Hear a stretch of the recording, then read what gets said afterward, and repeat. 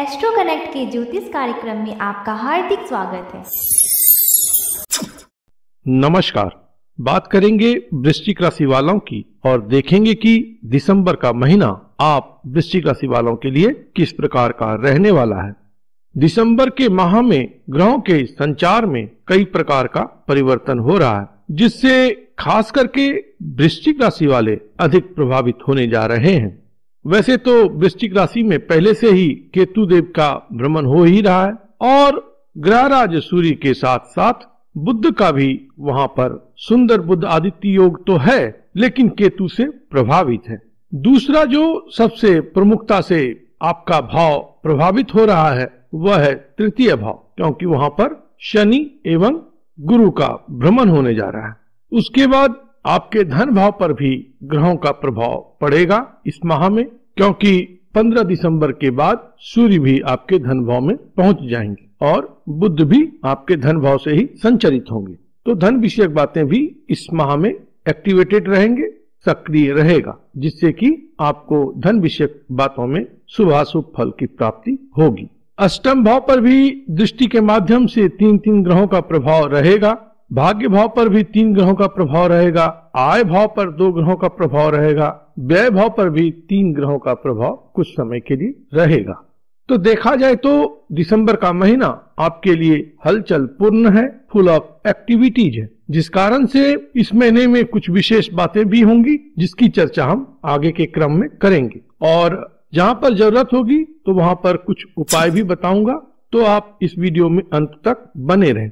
सबसे पहले बात करते हैं वृश्चिक राशि के स्वामी ग्रह मंगल की। मंगल दिसंबर माह में 24 दिसंबर तक मीन राशि में ही संचरित रहेंगे। उसके बाद 25 दिसंबर से मेष राशि में सेनापति मंगल का संचरण होगा। पंचम भाव में मंगल का संचार यूं तो कई कारणों से बहुत ही अच्छा है। इस समय में पावर, पोस्ट, पोजीशन, एंथुसियाज्म और जो नए काम को करने के प्रति जो जज्बा होता है, वह उत्साह का जो स्तर होता है, यह सब बड़ा ही अनुकूल स्थिति का प्रदान करते हैं मंगल देव। लेकिन प्रेम प्यार विषयक बातों में कुछ अवरोध की स्थिति होती है, कुछ लड़ाई झगड़े की स्थिति आ जाती है, मनमुटाव या किसी प्रकार के झगड़े की बात होती है। तो यहाँ पर सिर्फ एहतियात आपको अपने लव लाइफ को लेकर के रखना है कि आपके जो प्रिय व्यक्ति हैं उनके साथ जो संवाद आपका हो, आपका कम्युनिकेशन हो, वह सॉफ्ट हो। इस समय में आप कोई तकरार न करें, किसी प्रकार के आर्गुमेंट को हवा न दें। संतान पर भी आप इस समय में अभी क्रोध अधिक ना करें तो बेहतर रहेगा। वैसे संतान का स्वास्थ्य ठीक ही रहेगा इस महीने में, फीवर वगैरह की संभावना से इनकार नहीं किया जा सकता है।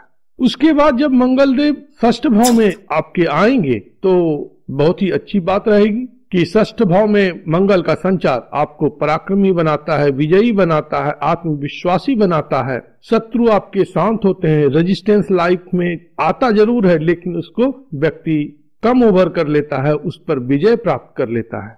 तो इस समय में आपकी ताकत और क्षमता में वृद्धि होगी, लेकिन ध्यान रखिएगा कि अपने स्वास्थ्य को अच्छे स्तर पर रखें, क्योंकि रोग भाव भी है षष्ठ भाव। तो यहाँ पर जब आपके लग्न अथवा राशि के स्वामी मंगल संचरित होंगे तो रोग विषयक बातें भी आपको कुछ परेशान कर सकती हैं। बहुत बड़ी कोई परेशानी नहीं होगी। कामकाज को लेकर के मंगल का संचार यहाँ पर बेहतर है। इस समय में आपको कामकाज में अच्छा मन लगेगा, आप अपना बेस्ट देने का प्रयास करेंगे और इन सब के कारण से कहीं न कहीं आपको अच्छी स्थिति ही प्राप्त होगी। हालांकि और ग्रहों के संचार की बात आगे करूंगा तो उससे स्पष्ट होगा कि यह जो समय है वह कहीं न कहीं आपके कामकाज को लेकर के भी बहुत बेहतर सिद्ध होने वाला है। तो मंगल भी इसी का संकेत कर रहे हैं, लेकिन इस समय में टेम्परामेंट को आपको कूल रखना है।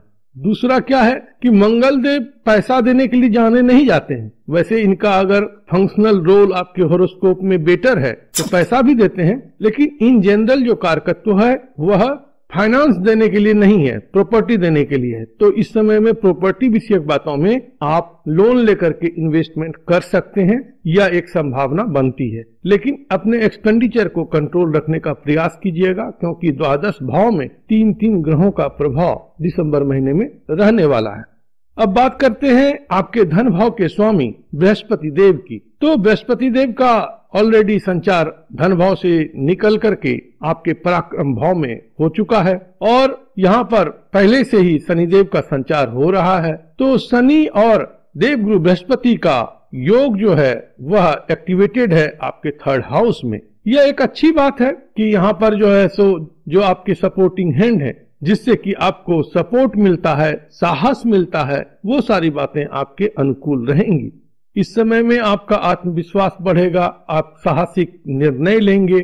इस समय में घूमने फिरने की आप जरूरत को महसूस करेंगे। छोटी छोटी यात्राएं आपकी हो सकती हैं इस माह में। दूसरा क्या है कि कोई डील वगैरह निगोशिएशन या इंटरव्यू इस माह में प्रमुखता से आपके जीवन में कोई योगदान कर सकता है। छोटे भाई बहन के विषय में भी यह माह अच्छा ही रहने वाला है, कोई विशेष परेशानी नहीं रहेगी। अब बात करते हैं आपके पराक्रम भाव और सुख भाव के स्वामी शनि की। शनि का संचार आपके पराक्रम भाव से हो रहा है, तृतीय भाव से हो रहा है। यह उत्तम है, बेहतर है। और यहाँ से शनि की दृष्टि आपके भाग्य भाव पर है, वहां पर बृहस्पति की भी दृष्टि पहुंच रही है। तो पराक्रम के दम से इस समय में भाग्योन्नति का अवसर आपको मिलेगा। आप अपने भाग्य का जागरण कर सकते हैं, आप अपने भाग्य को ऊंचा उठा सकते हैं अपने पुरुषार्थ से, अपने प्रयास से। और जो कंसिस्टेंट एफर्ट है, कंटिन्यूअसली किसी काम को करने का जो आपके अंदर गॉड गिफ्टेड क्षमता है, इसको एक्सप्लोर करते हुए आप इस समय में अपने भाग्य का उदय करेंगे। यह एक बहुत अच्छी बात है कि भाग्य का उदय हो जाना और भाग्य का उदय करना दोनों में अंतर है। यहाँ पर आपको पुरुषार्थी बनाया जा रहा है ताकि आप अपने भाग्य का जागरण कर सकें। सुख विषयक बातों में भी अच्छी स्थिति है। प्रॉपर्टी विषयक बातों में इस समय में आपकी दिलचस्पी बढ़ सकती है। कोई अगर प्रॉपर्टी आप सेल करना चाह रहे हैं तो आसानी से आपको कोई अच्छा बायर मिल जाएगा और प्रॉपर्टी का सेल आउट हो जाएगा। माता विषयक बातें सामान्य है, लेकिन अगर उनको पहले से कोई लंबी परेशानी है तो उनकी परेशानी इस समय में कुछ बढ़ सकती है। अब बात करेंगे आपके पंचम भाव के स्वामी देवगुरु बृहस्पति की। तो ऑलरेडी देवगुरु बृहस्पति का संचार हो चुका है और वह नीच के हैं इस समय में। तो संतान विषयक बातें जो हैं थोड़ी आपको शुरुआत में चिंतित कर सकती हैं, उलझन में डाल सकती हैं, परेशानी में डाल सकती हैं। लेकिन वहां पर शनि का भी संचार हो रहा है, जिससे देवगुरु बृहस्पति के नीचत्व में कुछ कमी आ जाती है। और देखा जाए तो with respect to fifth house, Devguru Brihaspati का जो संचार है वह बेटर जगह में एकादश स्थान में है। तो संतान विषयक बातें अच्छी ही रहेंगी, कोई परेशानी विशेष नहीं होगा। आपके अंदर किसी प्रकार की चिंता हो सकती है, लेकिन संतान को कोई विशेष परेशानी नहीं रहेगी। उनका हेल्थ, कैरियर कमोबेश अच्छा ही रहेगा। हालांकि मंगल का संचार ज्वर, फीवर ये सबको इंडिकेट कर रहा है। तो इन सबको अगर हम सिंथेसिस करें, कंसोलिडेट करके कहें तो थोड़ी सी चिंता स्वास्थ्य को लेकर के संतान को हो सकती है, कोई विशेष परेशानी की बात नहीं है। षष्ठ भाव के स्वामी मंगल की बात हम कर चुके हैं। तो अब हम बात करेंगे आपके जीवन साथी भाव के स्वामी शुक्र की। शुक्र आपके व्यापार भाव के भी स्वामी हुआ करते हैं और ऐसे शुक्र अभी जो है सो बहुत अच्छी स्थिति में संचरित हैं। अपनी मूल त्रिकोण राशि, अपनी स्वयं की राशि तुला राशि में संचरित हैं और आपके द्वादश भाव में 11 दिसंबर तक संचरित है। बहुत ही सुंदर स्थिति है। व्यापार को लेकर के, भोग विलास को लेकर के, लग्जरी एंड कंफर्ट को लेकर के शुक्र का यह संचार बहुत बेहतर परिणाम देगा। हालांकि सप्तम भाव से यह षष्ठ स्थान में संचरित है, तो हो सकता है कि जीवन साथी के स्वास्थ्य में इस माह में थोड़ी कुछ कमी हो जाए, लेकिन विशेष कोई परेशानी नहीं होगी। इन्वेस्टमेंट इस समय में व्यापार में आप अच्छा कर सकते हैं। व्यापार के सिलसिले में विदेश से जुड़ना हो सकता है, विदेश से आपको प्राप्ति हो सकती है, अच्छा कोई डील आपको मिल सकता है, अच्छा कोई कॉन्ट्रैक्ट आप साइन कर सकते हैं। व्यापार को लेकर के भी बड़ा ही फ्रूटफुल टाइम यह दिसंबर का महीना रहने जा रहा है।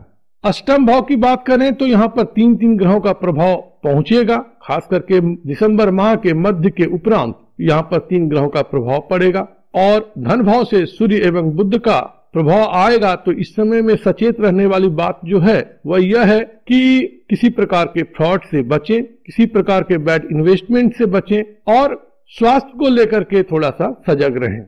भाग्य विषयक बातें हम कर चुके हैं। जहां तक कर्म की बात है तो कर्म विषयक बातें दिसंबर माह में अर्थात प्रोफेशन रिगार्डिंग बातें बहुत ही बेहतरीन रहने वाली है, क्योंकि आपके प्रोफेशन हाउस के लॉर्ड हैं सूर्य, और सूर्य आपकी जन्म राशि वृश्चिक राशि में संचरित हैं। उसके बाद धन भाव में पहुंचेंगे तो अर्थ त्रिकोण का प्रबल भाव है कर्म भाव, और उसका त्रिकोण स्थान है धन भाव। तो दिसंबर माह के मध्य के उपरांत धन विषयक बातें बेहतर होंगी। आप अपने कामकाज से संतुष्ट रहेंगे। इस समय में कोई एडमिनिस्ट्रेटिव पावर आपको मिल सकता है।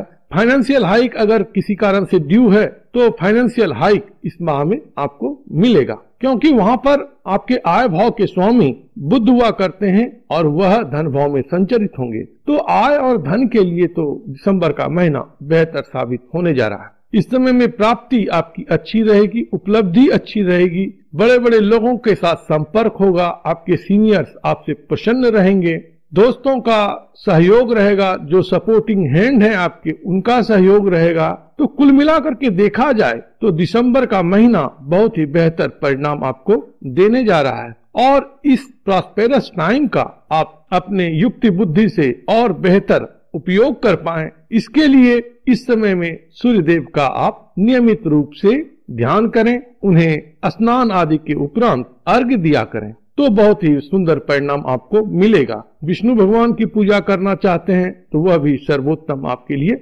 रहेगा। अगर संभव हो तो अपने हाथ में आप सोने की कोई अंगूठी पहने, किसी भी फिंगर में पहने चलेगा। सोने की अंगूठी पहनते हैं तो यह भी आपके लिए अच्छा परिणाम देने वाला रहेगा। प्रभु आप पर कृपा करें, आप स्वस्थ रहें, मस्त रहें और व्यस्त रहें। ओम नमो भगवते वासुदेवाय।